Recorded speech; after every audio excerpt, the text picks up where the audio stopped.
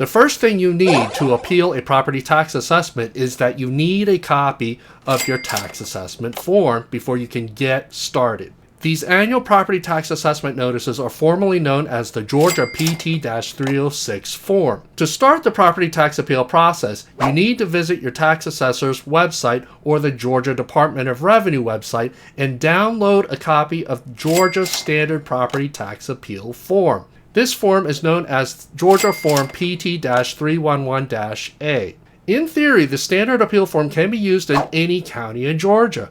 In practice, a few Georgia counties use a customized version for their county.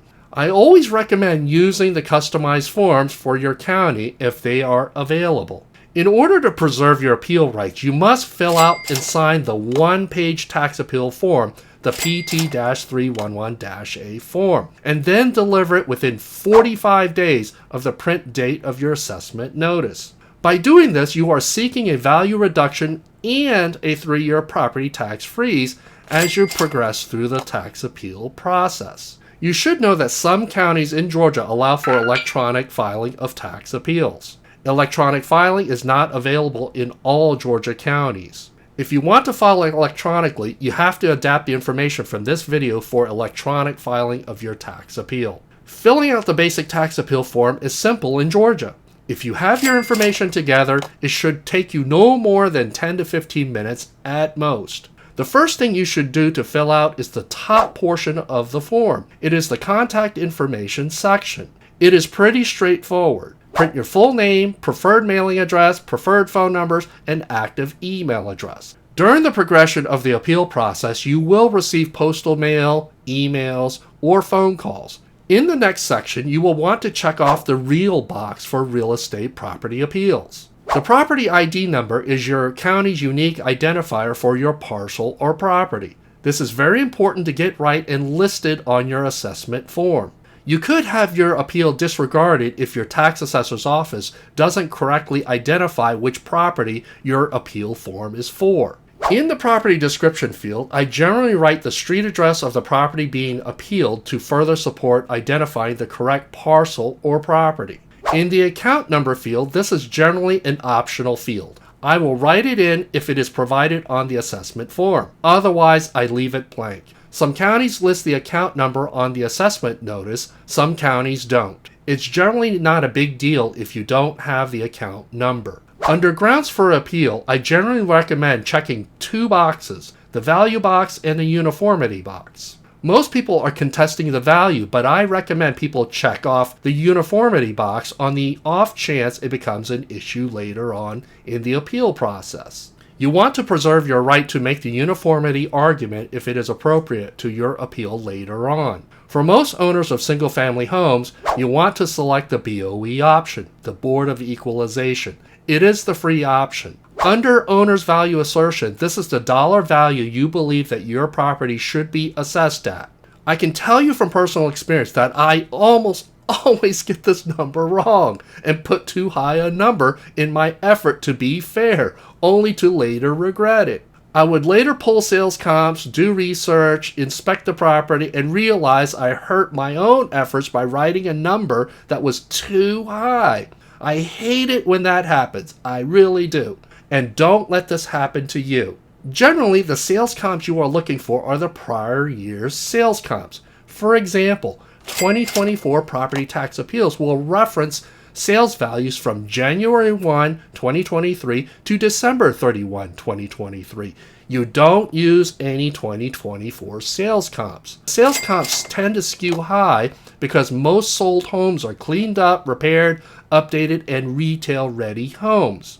You want to make a lower value adjustment to account for homes that are occupied, have wear and tear, and deferred maintenance issues. If you are under the gun, like most people are, in trying to get your appeal form in before the 45-day deadline, do yourself a favor and write a lower value number than a higher value number, even if you feel it's a ridiculous number. You can always agree to settle an appeal at a higher value number later, but you cannot use a lower number value later.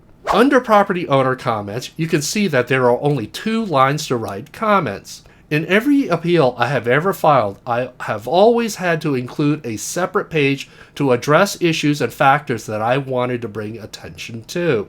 Generally, I will highlight the most significant factors affecting the value from the highest impact to the lowest impact. I end the comments section by including a phrase, "See attached page for more info," or "more information forthcoming." I always include additional evidence at some point in the appeal process. Sometimes I will provide it with the appeal form up front. Other times I will provide the evidence after I have delivered the appeal form. Under property class, you will select residential appeal for any appeal regarding single-family homes. You should know that if you own a residential property with more than 3 units, such as a quadruplex, it will automatically be classified as a commercial appeal no matter what box you select. The next thing you absolutely want to remember is to sign the appeal form, and sign with a blue ink pen. Some employees are very insistent on verifying original signatures on an appeal form. The best way to show an original signature is to hand sign with any other ink color than a black pen. Speaking of being insistent, my cat Jaggy insists that you swipe that like button to help spread this video to more property owners like yourself. And as a special bonus, if you hit that subscribe button, I will make sure Jaggy gets a special treat. Under the last section in the agent information section, this is for people who want assistance with their appeal. The agent section does not mean real estate agent, insurance agent, or anything like that. Agent in the context of this tax appeal form is someone who you designate and give authorization to receive information on the appeal. Postal mail, phone calls, or emails relating to your tax appeal. In some Georgia counties, both the property owner and agent will receive postal mail notices. However, in other Georgia counties, only the agent receives postal mail notices. I learned this lesson the hard way. Whoever you list as your appeal agent should be trustworthy enough to receive postal mail notices and respond to them appropriately. Or at the very least, reliably deliver those notices to you as the property owner. When you complete filling out the form and sign it, I highly recommend you hand deliver it or mail it in at least 7 days before the 45-day deadline to give yourself some time cushion. If it's possible, the more supporting evidence you provide up front, the easier it will be for you later. But if you are in a time crunch, just get that one-page appeal form sent in. You worry about the rest later. To help you through this process, I recommend you check out a copy of my book, Tax Freeze: How to File and Win Property Tax Appeals in Georgia. It's available on Amazon in both Kindle ebook and print book format. It will help you with your homework and prepare for the next steps of what to expect later in the tax appeal process.